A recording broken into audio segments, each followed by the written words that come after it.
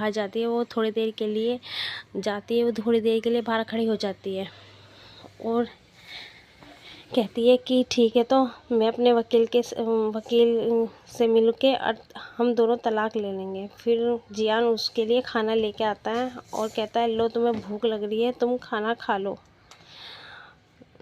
लो खाना खा लो। तो उस पर जिया बोलती है कि नहीं मुझे नहीं खाना, मुझे भूख नहीं है।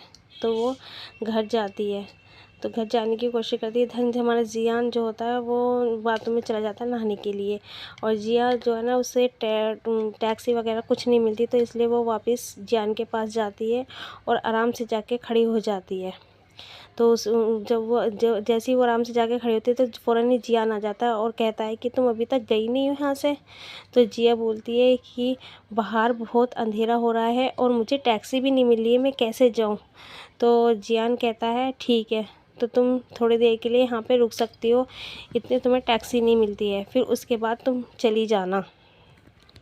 वो जिया हमारी मतलब बैठी रहती है चुपचाप और ये सोचती कि क्या होगा। उधर जियान ड्रिंक कर लेता है और ड्रिंक करके जिया को गले लगा लेता है और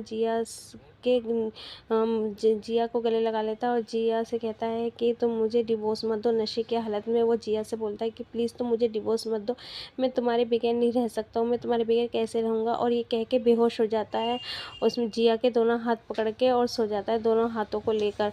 उसमें जिया सोचती है कि अब मैं क्या करूँ, इसे मैं कैसे उठाऊँ। और जिया जो थी हमारी जो हीरोइन थी वो रोने लगती है कि मैं कैसे रहूँगी तुम्हारे बगैर, मैं तो तुम्हारे बगैर एक पल भी, एक मिनट भी अधूरी नहीं हूँ। तो जिया अपना हाथ छुटाने की कोशिश करती है जियान से, पता नहीं क्या मजबूरी है जो दोनों एक दूसरे से इतना प्यार करते हैं और अलग होना चाहते हैं। तो उधर जो हमारी जो हीरोइन है वो सोचती है कि मैं इसके बगैर कैसे रहूँगी, मैं बिल्कुल इसके बगैर एक मिनट भी नहीं रह सकती हूँ। हम दोनों को डिवोर्स, इसको जियान को मुझसे डिवोर्स क्यों चाहिए। तो इसी बात में सोच रही रहती है। वो बैठे बैठे दिन निकल जाता और दिन निकल जाता है, एकदम से ही जियान की आँख खुल जाती है। वो देखता है कि वो जिया की गोद में सो रहा है। वो जिया से कहता है कि तुमने मेरे साथ क्या करा है, तुम मेरे साथ कुछ करने की कोशिश कर रही थी।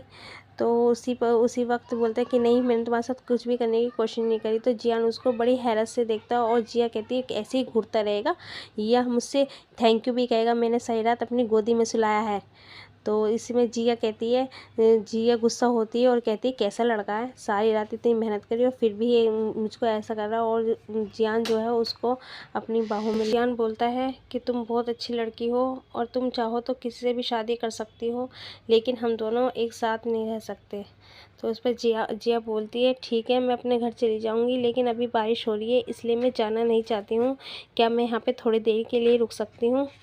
तो उस पर जियान कहता है कि ठीक है, तुम थोड़ी देर में चली जाना, जब बारिश बंद हो जाएगी तो तुम थोड़ी देर। जो फादर है वो कहते हैं कि तुम्हें जिया से शादी करनी पड़ेगी और तुम जिया को छोड़ना नहीं है।